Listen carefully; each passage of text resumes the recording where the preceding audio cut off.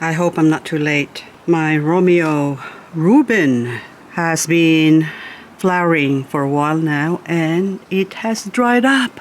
And as I am watering over here to give them some fertilizer, I noticed that the seed pods have opened up, and so they would have dropped down in the bottom here. So one day hopefully I will find some Romeo growing around here. Some of them hasn't opened up yet or just about to open up. See, like this one's here.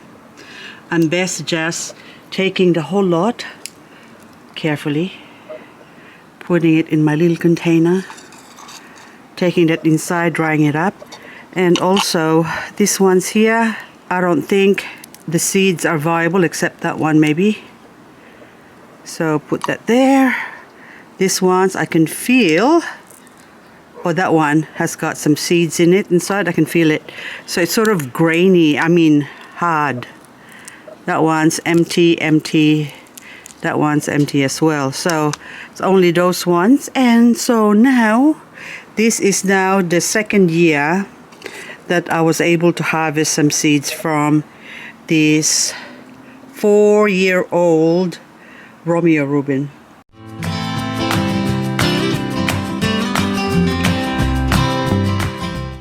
And check out this cotyledon orbiculata candy. It looks like candy, isn't it?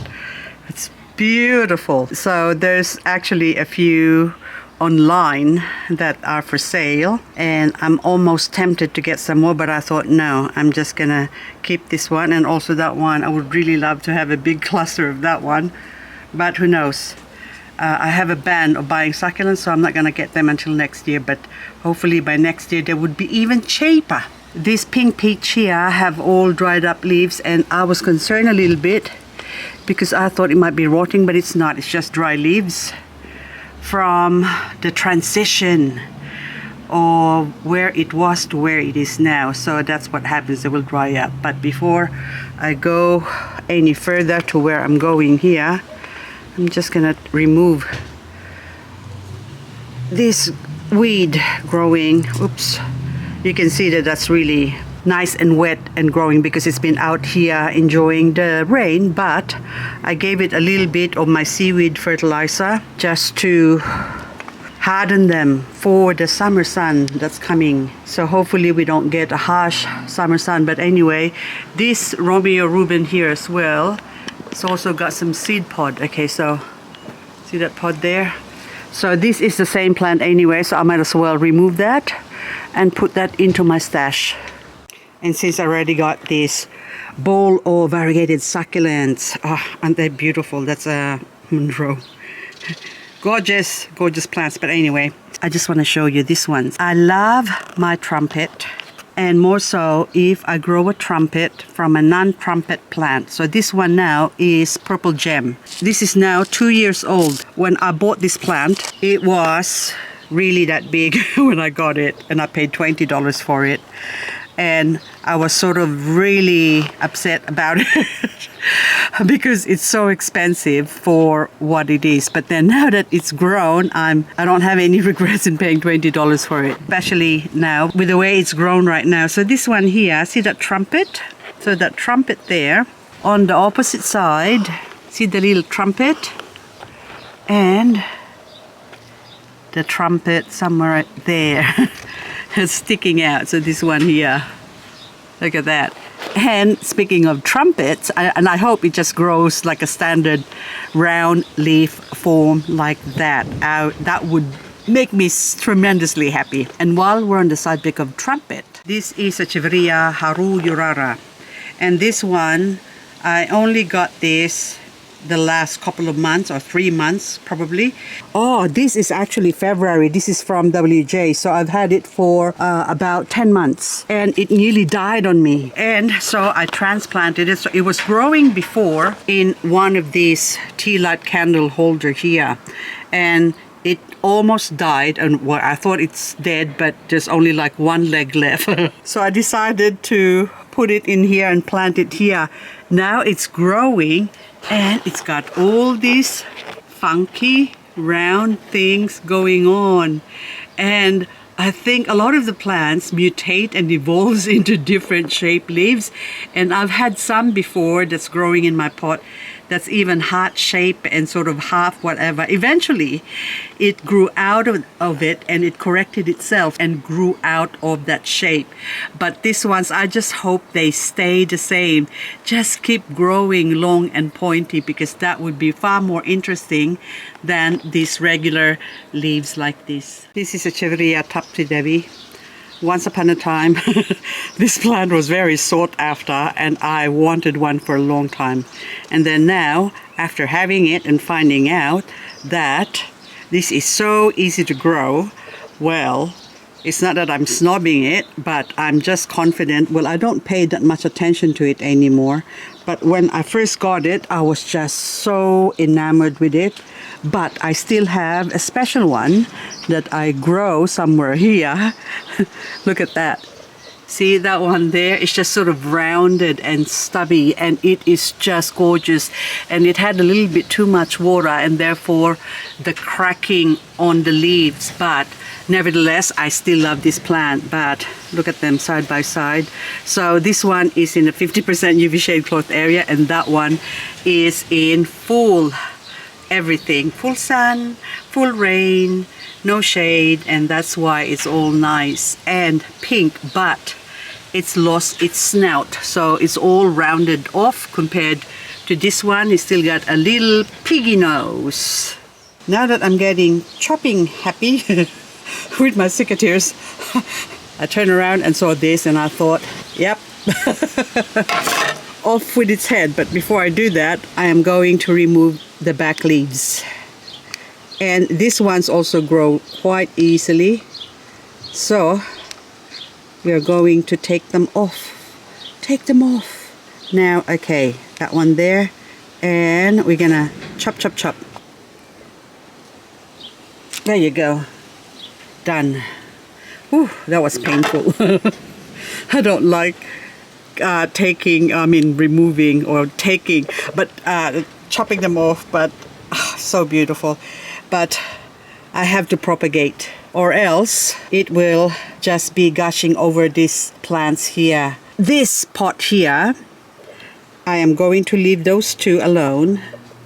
And this was actually my mother plant, and this was, I can't remember exactly which is what now, because I have grown so much of this. But anyway, this one's now I'm gonna have to remove some of the leaves, and I'm just gonna leave a couple. So that one is actually old leaves, so I'm just gonna leave those two, and hopefully some babies will grow at the back of it. But this other one here, I am gonna do the same, but only with this long one here, and maybe that one, and I'll leave those ones there.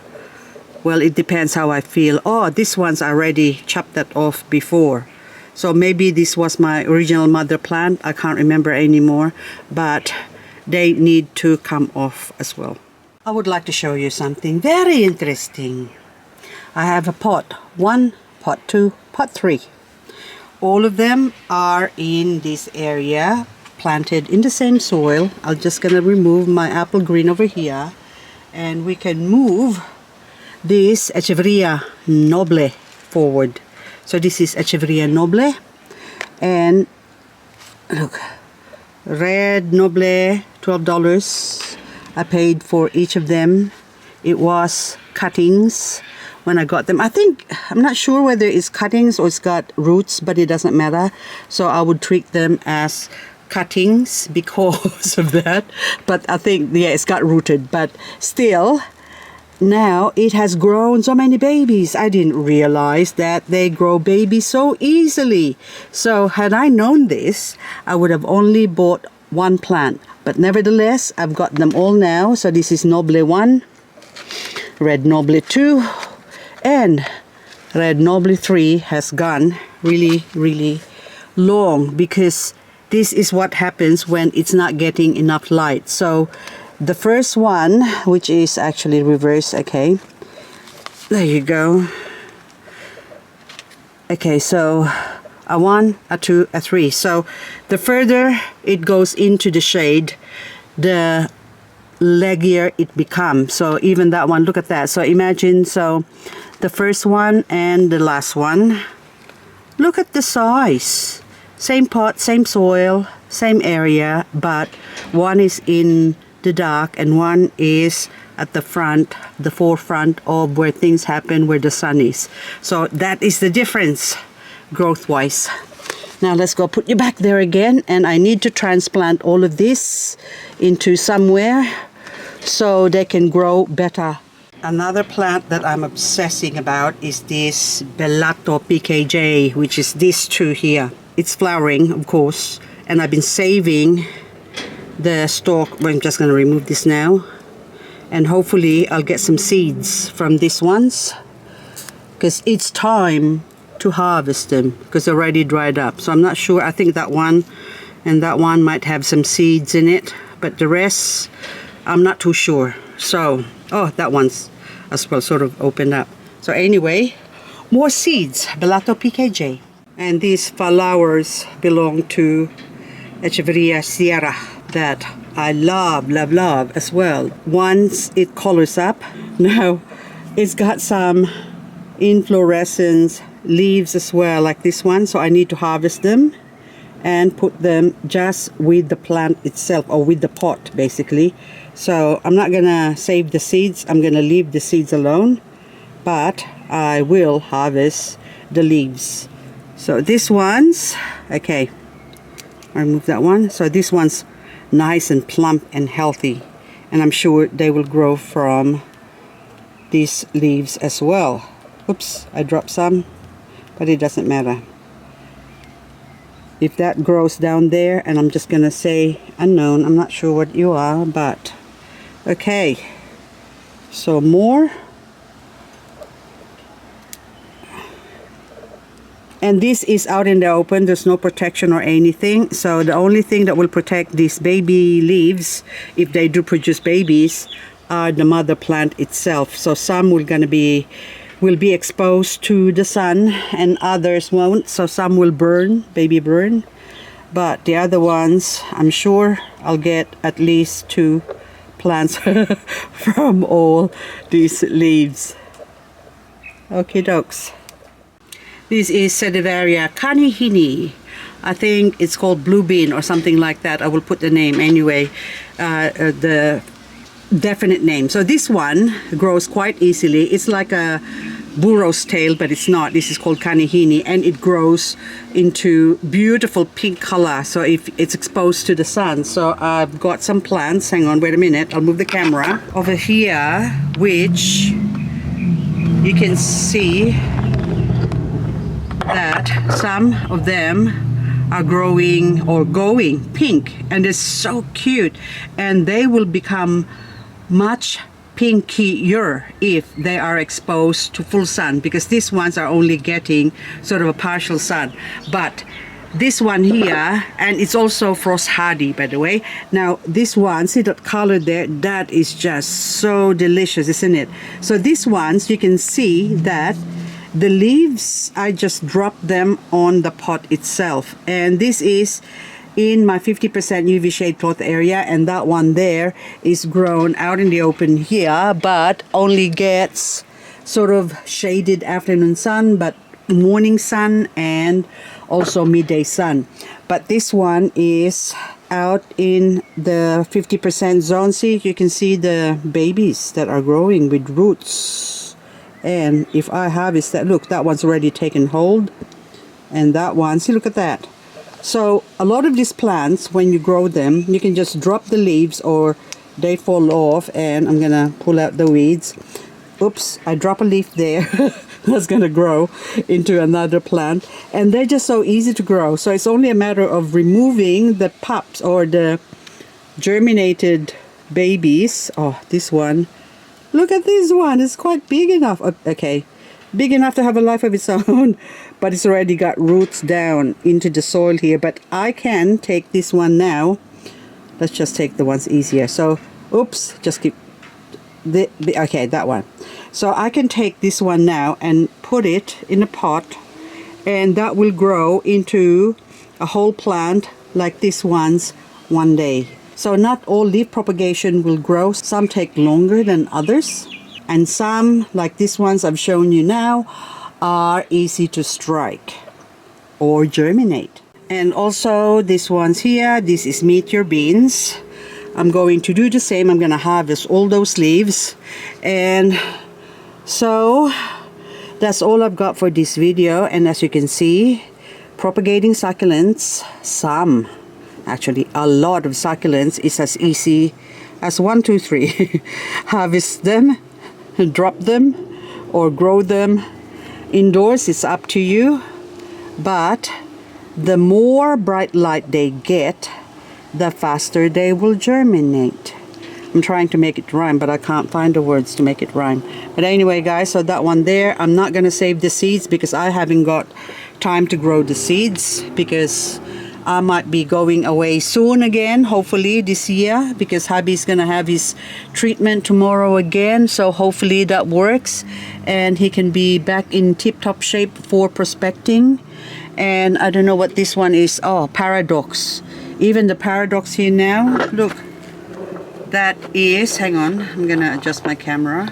So this Paradox here, you can see that the leaves has been affected by something. So it's best to remove the leaves and propagate. So while it's still here, there's already a few babies at the back there that I planted. Oops, hang on, I got the sticky paper on my finger. So there's lots, oopsie, okay. Labels come off, forgot about that. But anyway, so I'm just gonna squeeze in here and remove some leaves.